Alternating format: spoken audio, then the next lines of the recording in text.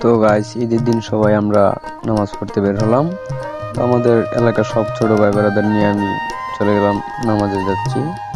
দেখেন আমার পিছনে অনেকগুলো আছে, সব আমাদের ছোট ভাই বোনেদের। তা ওদেরকে নিয়ে আর কি বলবো, দেখেন কি জাউরা কি করতেছে। তো আমরা সবাই নামাজে গেলাম, নামাজে গিয়ে দেখলাম অনেক মানুষ হয়েছে নামাজে ঈদগার ময়দানে।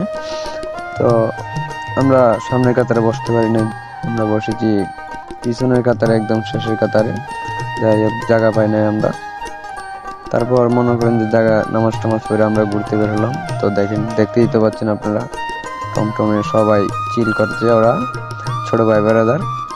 আর আমি তো সামনে বসে আছি, ওরা গান গাচ্ছে, কত কিছু করতেছে।